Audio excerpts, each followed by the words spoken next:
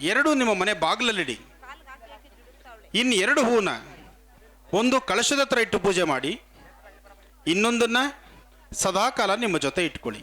ಇದಕ್ಕೆ ಮಂತ್ರ ಓಂ ಗಂ ಶ್ರೀಂ ಗಂ, ಓಂ ಶ್ರೀಂ ಗಂ ಶ್ರೀಂ, ಓಂ ಶ್ರೀಂ ಗಂ ಶ್ರೀಂ. ಈ ಪ್ರಕಾರವಾದಂತಹ ಮಂತ್ರವನ್ನು ಪಠನೆ ಮಾಡ್ತಾ 18 ದಿನಗಳ ಕಾಲ ಈ ಅನುಷ್ಠಾನವನ್ನು ಮಾಡಿ.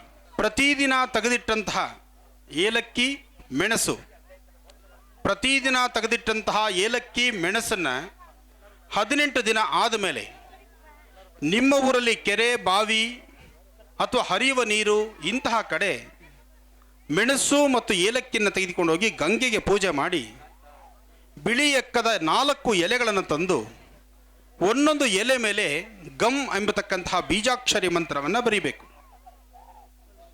ಒಂದು ಎಲೆ ಮೇಲೆ ಘಮ್, ಅದೇ ಥರ 4 ಎಲೆ, ಅದು ಹರಿಯುವ ನೀರತ್ರ. ಅಲ್ಲಿ ಶ್ವೇತ ಪುಷ್ಪಗಳಿಂದ ಅಂದರೆ ಬಿಳಿ ಹೂಗಳಿಂದ ಗಮ್ ಗಣಪತಿ ನಮಃ, ಗಮ್ ಗಣಪತಿ ನಮಃ, ಗಮ್ ಗಣಪತಿ ನಮಃ ಎಂಬತಕ್ಕಂತಹ ಮಂತ್ರದಿಂದ ಪೂಜಿಸ್ತಕ್ಕಂಥದ್ದು. ಪೂಜೆ ಎಲ್ಲ ಆದಮೇಲೆ ನೈವೇದ್ಯಕ್ಕೆ ನೆನೆಸಿರ್ತಕ್ಕಂತಹ ಕಡಲೆಕಾಳು, ಅದಕ್ಕೆ ಸ್ವಲ್ಪ ತುಪ್ಪ, ಒಂದು ಸ್ವಲ್ಪ ಬೆಲ್ಲದ ಪುಡಿ, ಬೆಲ್ಲ, ತುಪ್ಪ ಮತ್ತು ಕಡಲೆಕಾಳು ಇದನ್ನು ಗಣಪತಿಗೆ ನೈವೇದ್ಯ ಮಾಡಿ, ಆ ಏಲಕ್ಕಿ ಮತ್ತು ಕರಿಮೆಣಸು ಮತ್ತು ಬರೆದಿರ್ತಕ್ಕಂತಹ ಎಲೆ ಇದನ್ನು ನೀರಿಗೆ ವಿಸರ್ಜನೆ ಮಾಡಿ ಗಂಗೆಯನ್ನು ಪ್ರಾರ್ಥನೆ ಮಾಡಿ. ಪ್ರಾರ್ಥನೆ ಮಾಡುವಾಗ ಹೇಳಿ, ನಮ್ಮ ಪ್ರಾರಬ್ಧ ಕರ್ಮವೇನೇ ಇರಲಿ, ನಮ್ಮ ವಾಸ್ತುಗೃಹದಲ್ಲಿರ್ತಕ್ಕಂತಹ ದೋಷವಿರಲಿ ಅಥವಾ ಏನಾದರೂ ತಂತ್ರ ಮಂತ್ರ ಯಂತ್ರ ದೋಷವಿದ್ದರೂ ಸಹಿತ ಶೀಘ್ರವಾಗಿ ಆ ಸಮಸ್ಯೆಯಿಂದ ಹೊರಗಡೆ ಬರೋದಕ್ಕೆ ದಾರಿ ಮಾಡಿಕೊಡು ಭಗವಂತ ಅಂಥೇಳಿ ಗಣಪತಿನ ನಿಮ್ಮ ಮನೆ ದೇವರನ್ನ ಪ್ರಾರ್ಥನೆ ಮಾಡಿ ಅದನ್ನು ನೀರಿಗೆ ವಿಸರ್ಜನೆ ಮಾಡಿ. ಇನ್ನು ಕಡಲೆಕಾಳನ್ನು ನೀವು ಮತ್ತು ಆ ಪರಿಸರದಲ್ಲಿರ್ತಕ್ಕಂಥವ್ರಿಗೆ ಪ್ರಸಾದವಾಗಿ ಕೊಡಿ. ಇದನ್ನು 18 ದಿನಗಳ ಕಾಲ ಯಾರ ವಾಸ್ತುಗೃಹದಲ್ಲಿ ಮಾಡಿದ್ರೂ ಶೀಘ್ರವಾಗಿ ಅವರ ವಾಸ್ತುಗೃಹದಲ್ಲಿರ್ತಕ್ಕಂಥ ಸಮಸ್ಯೆ ದೂರ ಆಗುತ್ತೆ. ಇದು ಗಣಪತಿಯ ಅನುಷ್ಠಾನ. ಜೊತೆಗೆ ಆ ಬೀಜಾಕ್ಷರಿ ಮಂತ್ರವನ್ನು ಸಹಿತ ಪಠನೆ ಮಾಡಬೇಕು. ಒಳ್ಳೆಯದಾಗಲಿ, ಶುಭವಾಗಲಿ. ಹಾಗೆ ಮತ್ತೊಮ್ಮೆ ಒಕ್ಕೋಡಿ ಗ್ರಾಮಕ್ಕೆ ಬೇಗ ನಾನು ಬರುವಂತಾಗಲಿ ಅಂತ ವರಪ್ರಸಾದ ಶ್ರೀ ಆಂಜನೇಯ ಸ್ವಾಮಿನ ಪ್ರಾರ್ಥನೆ ಮಾಡ್ತಾ, ಎಲ್ಲ ನನ್ನ ಅಭಿಮಾನಿ ದೇವರುಗಳಿಗೂ ಮತ್ತೊಮ್ಮೆ ನಿಮ್ಮೂರಿಗೆ ಬಂದು ನಿಮ್ಮೆಲ್ಲರನ್ನು ಮಾತಾಡ್ತೀನಿ. ಒಳ್ಳೆಯದಾಗಲಿ, ಶುಭವಾಗಲಿ. ಶತಮಾನಂ ಭವತಿ ಶತಾಯ ಪುರುಷ ಶತೇಂದ್ರಿಯ ಆಯುಷ್ಯೇವೇಂದ್ರಿಯೇ ಪ್ರತಿಷ್ಠತಿ.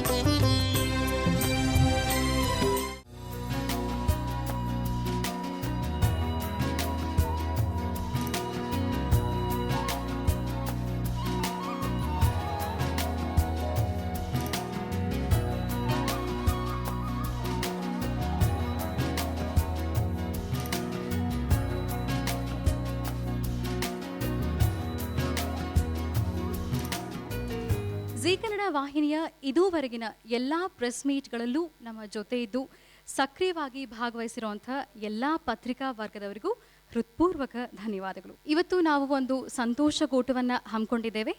ಕಾರಣ ಏನು ಅಂತ ಅಂದರೆ, ನಮ್ಮ ಜೀ ಕನ್ನಡ ವಾಹಿನಿಯ ಪ್ರತಿನಿತ್ಯದ ಬೆಳಗಿನ ಕಾರ್ಯಕ್ರಮ ಮಹರ್ಷಿ ವಾಣಿ 625 ಸಂಚಿಕೆಗಳನ್ನು ಪೂರೈಸ್ತಾ ಇದೆ.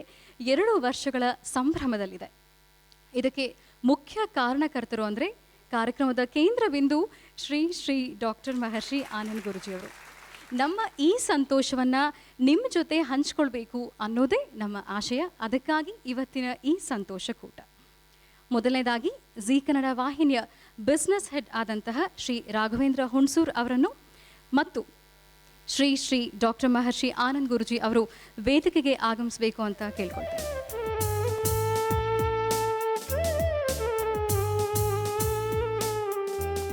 ಈಗ ಕಾರ್ಯಕ್ರಮದ ಕುರಿತಾಗಿ ಜೀ ಕನ್ನಡ ವಾಹಿನಿಯ ಬಿಸ್ನೆಸ್ ಹೆಡ್ ಆಗಿರುವಂತಹ ಶ್ರೀ ರಾಘವೇಂದ್ರ ಹುಣಸೂರ್ ಅವರು ಮಾತನಾಡಬೇಕು ಅಂತ ಕೇಳ್ಕೊಳ್ತೇನೆ.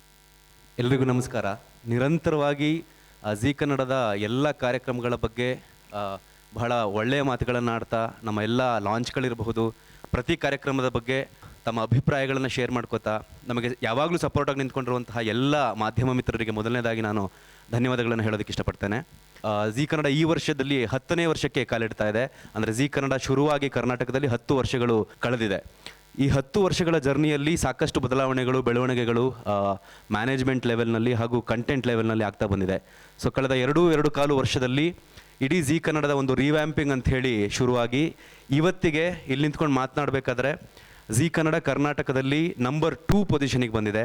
ಸೊ ಮೆಜರ್ಮೆಂಟ್ ಸಿಸ್ಟಮಲ್ಲಿ ಆದಂತಹ ಬದಲಾವಣೆಗಳು ಎಲ್ಲವನ್ನೂ ಗಮನಕ್ಕೆ ತಗೊಂಡು ಜೀ ಕನ್ನಡ ಇವತ್ತು ಕ್ಲಿಯರ್ ನಂಬರ್ 2 ಆಗಿ ನಿಂತ್ಕೊಂಡಿದೆ. ಅರ್ಬನ್ ಮಾರ್ಕೆಟ್ನಲ್ಲಿ ನಂಬರ್ 1 ಸ್ಥಾನಕ್ಕೆ ಬಹಳ ಹತ್ತಿರದಲ್ಲಿದ್ದೇವೆ. ಆ್ಯಂಡ್ ನಾನ್ ಫಿಕ್ಷನ್ ವಿಭಾಗದಲ್ಲಿ ಜೀ ಕನ್ನಡ ಇವತ್ತಿಗೆ ಇಡೀ ಕರ್ನಾಟಕದಲ್ಲಿ ನಂಬರ್ 1 ಸ್ಥಾನದಲ್ಲಿದೆ. ಹಾಗೆ ನಮ್ಮ ರೀಸೆಂಟ್ ಲಾಂಚ್ಗಳನ್ನು ತಗೊಂಡ್ರೆ ನಾಗಿಣಿ ಇರಬಹುದು, ಗಂಗಾ ಇರಬಹುದು, ಹಾಗೂ ಮಹಾದೇವಿ ಇರಬಹುದು.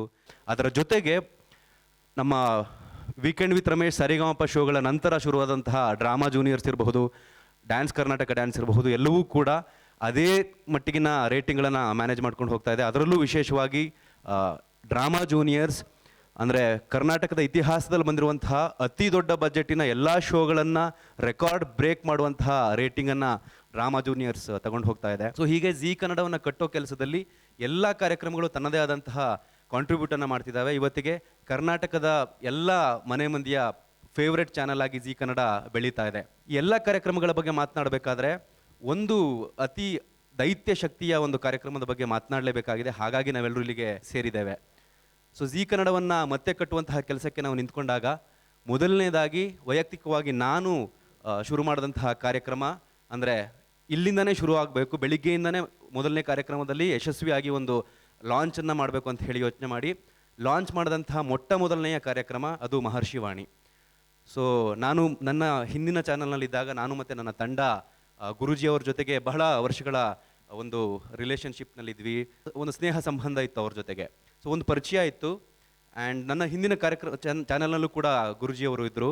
ಸೊ ಕಳೆದ 6 ವರ್ಷಗಳಿಂದ ಇಡೀ ಕನ್ನಡ ಮಾರ್ಕೆಟ್ನಲ್ಲಿ, ಕನ್ನಡ ಟೆಲಿವಿಷನ್ ಮಾರ್ಕೆಟ್ನಲ್ಲಿ ಮಾರ್ನಿಂಗ್ ಬ್ಯಾಂಡನ್ನು ಅಂದರೆ ಒಂದು ಅಸ್ಟ್ರಾಲಜಿ ಶೋವನ್ನು 8 ರಿಂದ 9:30 ಗಂಟೆಗಳ ಕಾಲ ಇಡೀ ಕರ್ನಾಟಕವನ್ನು ತನ್ನ ಕಡೆಗೆ ಸೆಳೆಕೊಂಡಿರುವಂತಹ ಗುರೂಜಿಯವರನ್ನು ಜೀ ಕನ್ನಡಕ್ಕೆ ತರಬೇಕು ಅನ್ನುವಂಥದ್ದು ನಮ್ಮ ಅತಿ ದೊಡ್ಡ ಆಶಯವಾಗಿತ್ತು.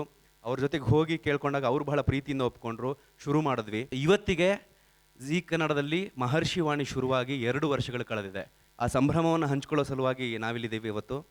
ಸೊ ಕೆಲವು ಅಂದರೆ ಓಕೆ, ಒಂದು ಮಾರ್ನಿಂಗ್ ಬ್ಯಾಂಡಿನ ಶೋನಲ್ಲಿ ಏನು ಅಷ್ಟೊಂದು ವೈಶಿಷ್ಟ್ಯತೆ, ಏನಕ್ಕೆ ಒಂದು ಪ್ರೆಸ್ ಮೀಟ್ ಮಾಡುವಂಥದ್ದು ಬೇಕಾಗಿತ್ತು ಅಂತ ಹೇಳಿದ್ರೆ ಏನಾಗುತ್ತೆ ಅಂತ ಹೇಳಿದ್ರೆ ಜೀ ಕನ್ನಡದ ಒಟ್ಟು GRPಯ ಏನು ರೇಟಿಂಗ್ ಬರ್ತಾ ಇದೆ ಅದರಲ್ಲಿ 10% GRPಯನ್ನು ನನಗೆ ನಮ್ಮ ಮಹರ್ಷಿವಾಣಿ ಕಾರ್ಯಕ್ರಮದಿಂದ ಬರ್ತಾ ಇದೆ. ಗಿನ್ನಿಸ್ ದಾಖಲೆ ಆಗುವಂತಹ ರೀತಿಯ ಒಂದು ಕಾರ್ಯಕ್ರಮ. ಅದು ಏನಕ್ಕೆ ಹೇಳ್ತಿದ್ದೀನಿ ಅಂತ ಹೇಳಿದ್ರೆ ಕಳೆದ 6 ವರ್ಷಗಳಿಂದ ಜೀ ಕನ್ನಡವನ್ನು ಬಿಟ್ಟು ಒಬ್ಬ ವ್ಯಕ್ತಿ ಕಳೆದ 6 ವರ್ಷಗಳಿಂದ 2800ಕ್ಕೂ ಹೆಚ್ಚು ಗಂಟೆಗಳ ಕಾಲದ ಕಾರ್ಯಕ್ರಮವನ್ನು ಕೊಟ್ಟಿದ್ದಾರೆ. ಜೀ ಕನ್ನಡದ ಒಂದರಲ್ಲೇ ಕಳೆದ 2 ವರ್ಷಗಳಲ್ಲಿ 950 ಗಂಟೆಗಳ ಕಾಲ ಅವರು ನಿರರ್ಗಳವಾಗಿ ಮಾತನಾಡಿದ್ದಾರೆ. ಪ್ರತಿ ವರ್ಷ ಆನಂದ್ ಗುರೂಜಿಯವರು 3 ಕೋಟಿ ಕನ್ನಡಿಗರನ್ನು ತಲುಪ್ತಾ ಇದ್ದಾರೆ. ಪ್ರತಿ ದಿನ 23 ಲಕ್ಷ ಆಡಿಯನ್ಸ್ಗಳನ್ನು ಅವ್ರು ರೀಚ್ ಆಗ್ತಾರೆ. ಪ್ರತಿ ವಾರ 68 ಲಕ್ಷ. ಹೀಗೆ ವಾರ್ಷಿಕವಾಗಿ 3.25 ಕೋಟಿ ಕನ್ನಡಿಗರನ್ನು ಪ್ರತಿ ವರ್ಷ ಅವರು ತಲುಪ್ತಿದ್ದಾರೆ ಕಳೆದ 6 ವರ್ಷಗಳಿಂದ. ಸೊ ಬಹುಶಃ ಇಂಡಿಯನ್ ಟೆಲಿವಿಷನ್ ಹಿಸ್ಟ್ರಿಯಲ್ಲಿ ಅಥವಾ ಇಡೀ ಪ್ರಪಂಚದ ಯಾವುದೇ ಬೇರೆ ಟೆಲಿವಿಷನಲ್ಲಿ ಒಬ್ಬ ವ್ಯಕ್ತಿ ಅಂದರೆ ನಮ್ಮ ಬೇರೆ ಬೇರೆ ಶೋಗಳನ್ನು ಮಾಡಬೇಕಾದ್ರೆ ನಮಗೆ ದೊಡ್ಡ ಸೆಲಿಬ್ರಿಟಿಗಳನ್ನು ಕರೆಸ್ತೀವಿ, ಟ್ಯಾಲೆಂಟ್ ಶೋಗಳು ನಡೆಯುತ್ತೆ ಅಥವಾ ಇನ್ನೊಂದೇನೋ ವಿಷಯಗಳು ನಡೀತಾ ಇರುತ್ತೆ. ಆದರೆ ಮಹರ್ಷಿವಾಣಿ ಕಾರ್ಯಕ್ರಮದಲ್ಲಿ ನಮಗಿರುವಂತಹ ಏಕೈಕ ಕೇಂದ್ರ ಬಿಂದು ಅದು ನಮ್ಮ ಆನಂದ್ ಗುರೂಜಿಯವರು. ಏನಾಗುತ್ತೆ, ಆ್ಯಂಕರ್ ಬರ್ತಾರೆ, ಒಂದು ಲೀಡ್ ಕೊಡ್ತಾರೆ, ಅದಾದಮೇಲೆ ಇವ್ರ ಮಾತು ಶುರು ಆಗುತ್ತೆ. ಗಂಟೆಗಟ್ಟಲೆ, ವರ್ಷಾನುಗಟ್ಟಲೆ ಹಾಗೆ ಇಡೀ ಆಡಿಯನ್ಸ್ಗಳನ್ನು ನಿರಂತರವಾಗಿ ತನ್ನ ಕಡೆಗೆ ಆಕರ್ಷಣೆ ಮಾಡ್ಕೊಳ್ಳುವಂತಹ ಮತ್ತೊಬ್ಬ ವ್ಯಕ್ತಿ ಬಹುಶಃ ವಿಶ್ವ ಟೆಲಿವಿಷನಲ್ಲಿ ಇಲ್ಲ ಅಂತ ಹೇಳಿ ನನ್ನ ಭಾವನೆ.